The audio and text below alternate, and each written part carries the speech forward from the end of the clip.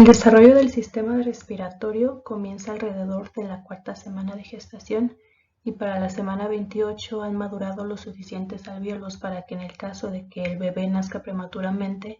éste pueda respirar por sí solo.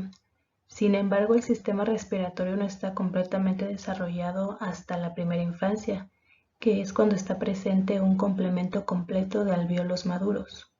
El desarrollo del sistema respiratorio está estrechamente asociado con el sistema digestivo desde el principio. El sistema respiratorio se deriva del tubo intestinal primitivo, el precursor del tracto gastrointestinal. El tubo intestinal es una estructura endodérmica que se forma cuando el embrión sufre un plegado lateral durante el periodo embrionario temprano. Primero aparece una pequeña evaginación o divertículo en el extremo caudal del intestino primitivo anterior, que es el primordio de la faringe primitiva,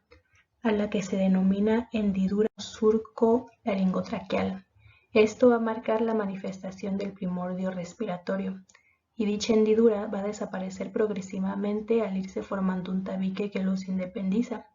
Este tabique se denomina tabique traqueoesofágico y que se extiende a lo largo de la evaginación en sentido cráneo-caudal y va a independizar el primitivo aparato respiratorio del esófago.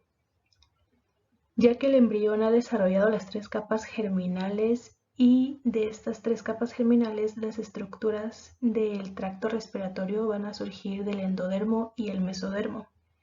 El endodermo es el que reviste el surco laringotraqueal y origina el epitelio pulmonar y las glándulas de la laringe, tráquea y los bronquios. El mesodermo esplácnico, que rodea el intestino primitivo anterior, dará paso al tejido conjuntivo, el cartílago y el músculo liso de estas estructuras. A finales de la cuarta semana, la hendidura laringotraqueal muestra una evaginación formando el divertículo laringotraqueal, el cual está localizado ventralmente a la parte caudal del intestino primitivo anterior, que conforme aumenta longitudinalmente se rodea de mesénquima esplácnico. Su extremo distal aumenta de tamaño y da origen a la yema pulmonar o respiratoria globular, la cual tiene un núcleo de endodermo que se convierte en las estructuras epiteliales y glandulares de la tráquea y los pulmones, rodeadas por mesodermo visceral, que se van a convertir en músculos, cartílagos y tejido conectivo. El divertículo laringotraqueal pronto se va a separar de la faringe primitiva, la cual aún permanece en contacto a través de la entrada laringea primordial, por medio de los pliegues traqueoesofágicos longitudinales, los cuales se desarrollan del divertículo laringotraqueal y que se fusionan para formar el tabique traqueoesofágico.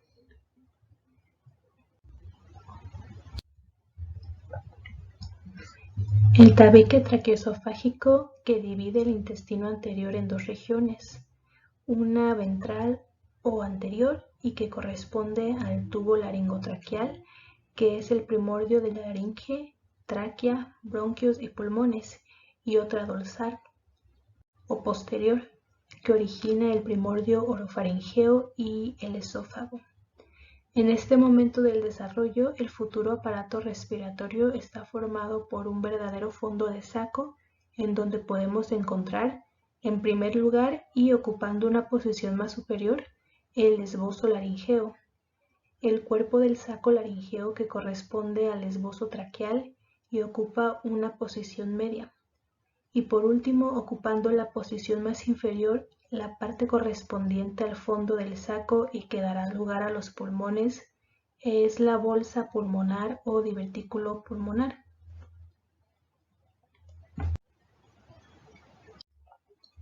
El desarrollo de la laringe. La laringe constituye la primera porción del aparato respiratorio y se puede decir que es la más antigua del desarrollo respiratorio. Es la única formación que no se separa del tubo digestivo, manteniendo su comunicación por medio de un orificio laringeo. Esta primitiva abertura laringea de grandes dimensiones Se va a cerrar progresivamente por el crecimiento de los cartílagos y los músculos. Su revestimiento epitelial va a proceder del endodermo y el mesénquima del extremo craneal del tubo laringotraqueal va a proliferar con rapidez y generará un par de prominencias o tumefacciones aritenoides, las cuales crecen hacia la lengua y convierten la glotis primitiva en el orificio laringeo, que es una abertura en forma de T que conduce a la laringe y la cual se va a formar en la 5ª semana de gestación.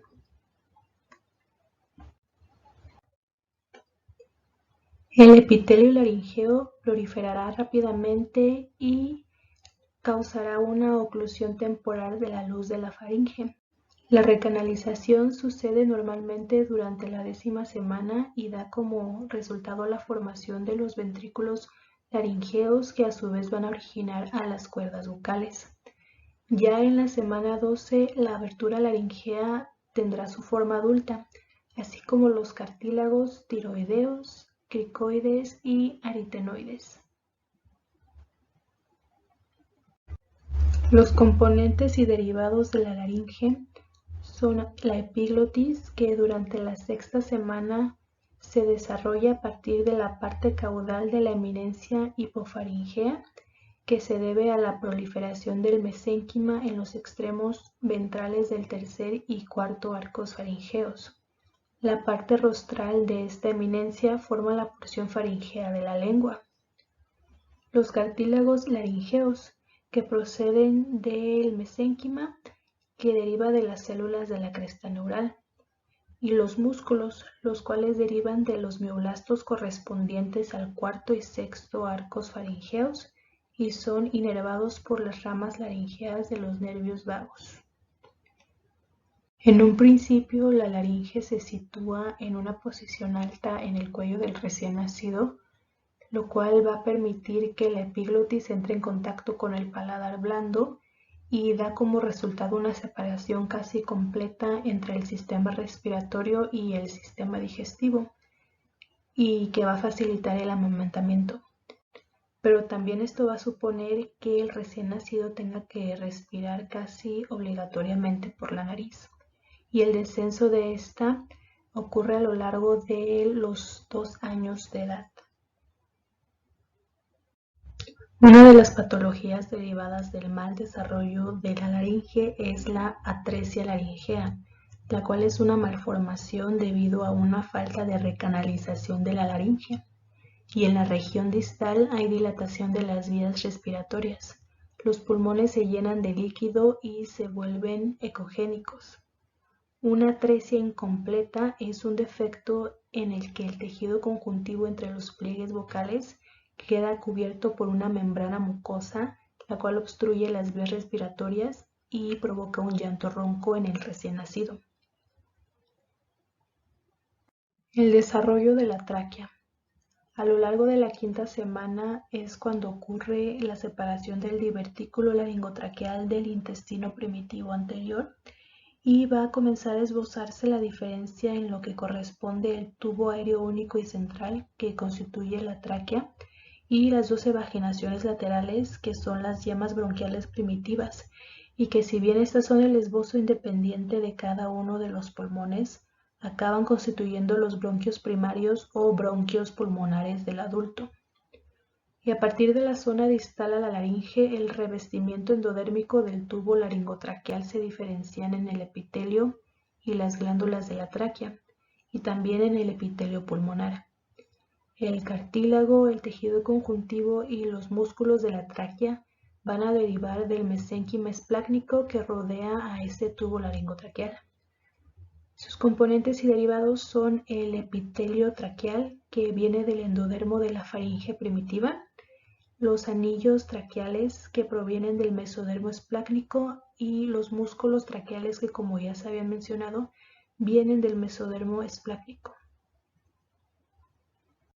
Una de las malformaciones congénitas más frecuentes del tracto respiratorio inferior es la fístula traqueosofágica, la cual es debido a la fusión incompleta de los pliegues traqueosofágicos, dando lugar a la aparición de un tabique traqueosofágico anómalo, y a una fístula entre la tráquea y el esófago. En la variante más habitual, la parte superior del esófago finaliza de forma ciega. A esto se le llama atresia esofágica y su parte inferior se une a la tráquea en la proximidad de la bifurcación de esta. En los lactantes con el tipo más habitual de fístula traqueoesofágica y además con atresia esofágica, no pueden realizar la deglución y presentan una regurgitación inmediata de la leche cuando se les alimenta. Y bueno, yo voy a proceder a hablarles sobre propiamente de la tráquea y del cómo se originan los bronquios y posteriormente los pulmones. Además de la tráquea, la unión de las crestas traqueoesofágicas también generará dos óculos laterales, a los cuales se les va a denominar como las yemas bronquiales primarias, que podemos observar en esta imagen. Aproximadamente en el inicio de la quinta semana, cada una de estas yemas bronquiales se ensanchará y se continuará dividiendo hasta terminar constituyendo los bronquios primarios, derecho e izquierdo propiamente, diferenciándose debido a que el derecho generará 3 bronquios secundarios, en cambio del izquierdo que solo contará con 2, siendo estos bronquios secundarios los, por así llamarlo, precursores de lo que serán posteriormente los 3 lóbulos del pulmón derecho y los 2 del pulmón izquierdo. Ahora bien, continuando con esto, a medida que van aumentando las divisiones de los bronquios, los ahora ya considerados pulmones seguirán con su crecimiento en dirección caudal y lateral, como podemos observar en las flechas de la imagen de esta diapositiva, haciendo que estos pulmones se expandan hacia el interior de esta cavidad caudal por medio de unos canales que vamos a conocer como pericardio-peritoneales, ya que serán estos propiamente los que les permitan a los pulmones el poder ensancharse, digámoslo de una forma, hacia el interior de la cavidad corporal, a cada lado del intestino anterior. Sin embargo, en última instancia, los pliegues pleuroperitoneales y los pleuropericárdicos van a separar a la pleura del peritoneo y del pericárdico. Entonces, propiamente al separarlos se formarán las cavidades pleurales primitivas, a las que vamos a conocer por los nombres de la pleura visceral, la cual será el mesodermo que cubra el exterior del pulmón, o sea, esta línea que está justo recubriendo al pulmón en la imagen, y la pleura parietal, que será el mesodermo somático, que es la línea más externa, que quedará cubriendo el interior de la pared corporal, y el espacio que quede entre estas dos pleuras nosotros lo vamos a conocer como, o más bien va a quedar denominado como la cavidad pleural, por lo mismo de que se encuentra entre las dos pleuras. Y siendo de este modo cómo se forman las pleuras. Ahora bien, por otro lado, los bronquios secundarios continuarán con su división, como había mencionado anteriormente, factor que va a estar denominado por el crecimiento de fibroblastos, de modo que terminarán formándose 10 bronquios terciarios, o que también podemos conocer como segmentarios, en el pulmón derecho y 8 en el izquierdo, siendo estos bronquios terciarios o segmentarios lo que posteriormente en un futuro creará los segmentos broncopulmonares del pulmón adulto,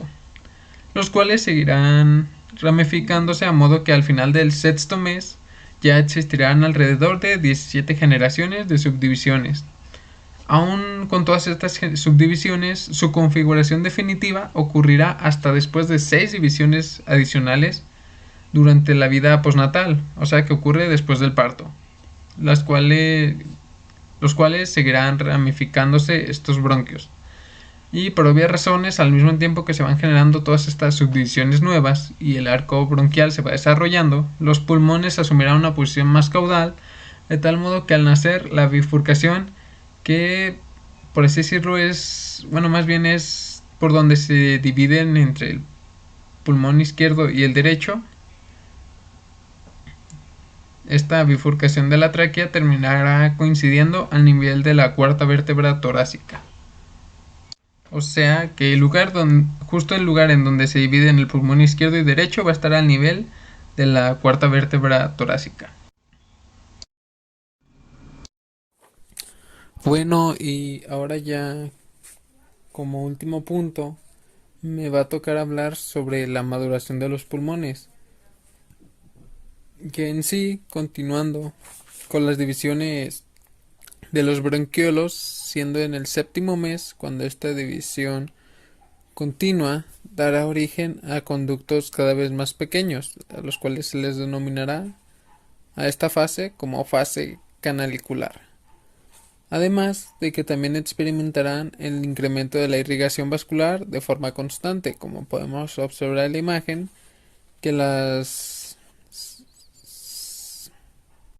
capilares sanguíneos se están acercando hacia a los bronquiolos propiamente. Ahora ya por el séptimo mes, que es cuando se estarán formando los conductos, los bronquiolos terminales van a dividirse para terminar constituyendo los bronquiolos respiratorios, que podemos observar en la imagen de la derecha. Quienes a su vez estos bronquiolos respiratorios van a constituir entre 3 o 6 conductos alveolares. Y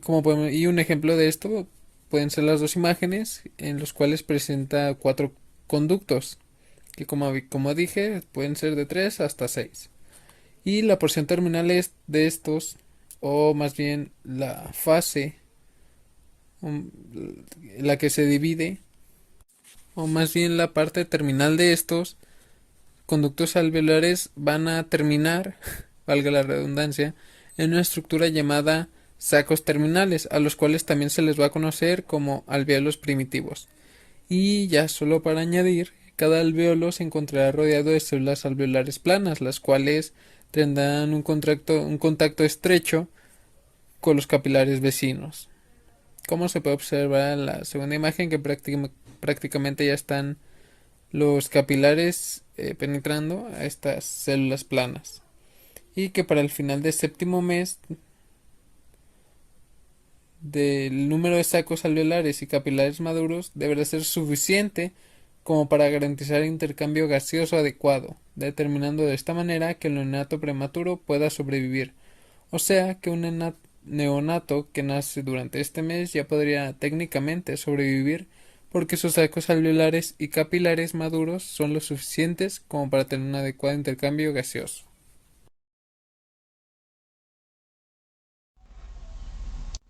Y siguiendo con esto, ya en los últimos meses de vida intrauterina, o sea, dentro del útero, y varios años después del nacimiento existirá un incremento constante de los sacos terminales, o sea que seguirán dividiéndose aún durante este tiempo. Y ahora bien, las células que recubren, las cuales ya había mencionado anteriormente que iban a estar relacionadas con los capilares,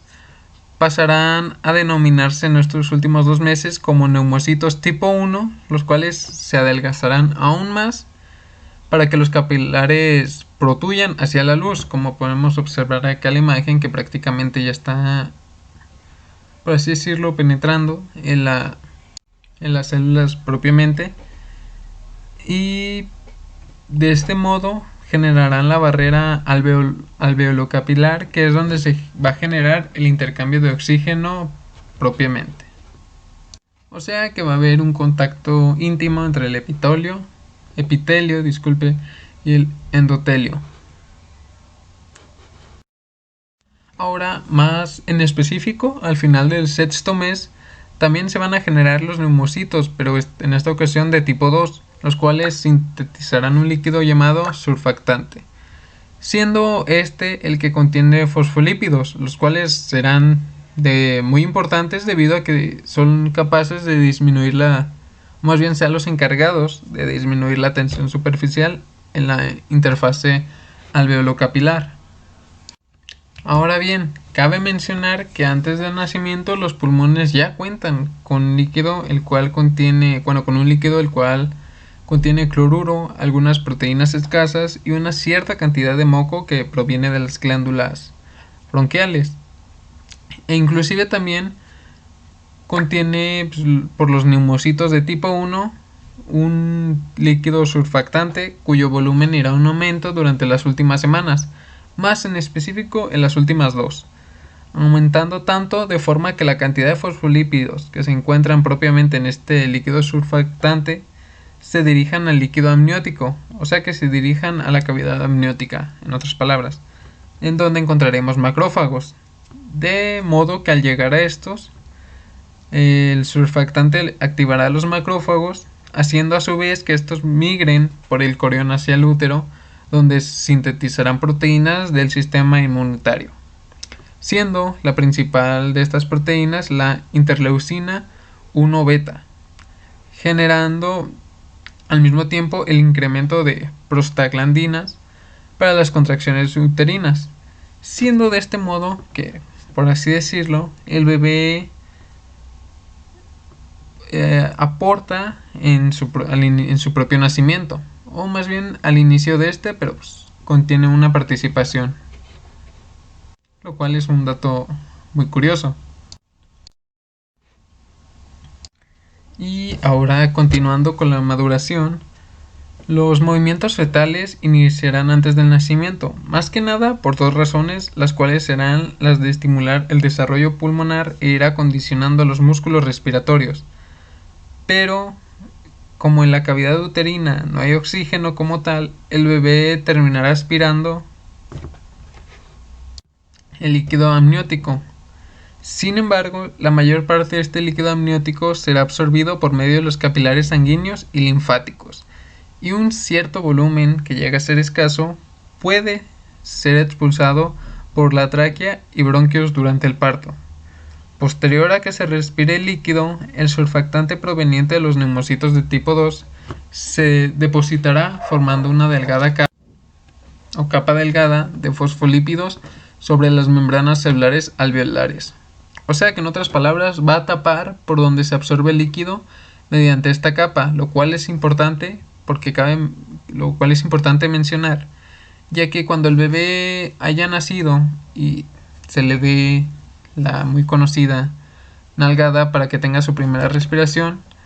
y este aire ingrese a los alvéolos, esta capa es importante para que no genere una interfase aire-sangre, o sea que no genere una tensión superficial alta, cosa que ya había mencionado anteriormente sobre que el surfactante evitaba este tipo de tensión. Ahora bien, si evito esta tensión superficial alta al generar la capa de fosfolípidos, también estaría evitando que los alvéolos al momento de recibir aire se colapsen. Y si se evita esto, a su vez también estará evitando una atelectasia, lo que a su vez, en el peor de los casos, evitará que se desarrolle un síndrome de dificultad respiratoria, o como anteriormente se le conocía como enfermedad por membrana hialina, la cual cabe mencionar que es una causa frecuente de neonatos y más aún de neonatos prematuros de muerte o de fallecimiento, siendo esta la importancia de los neumocitos de tipo 2 y del líquido surfactante que sintetizan o secretan. Y como último dato, ya para terminar con la exposición,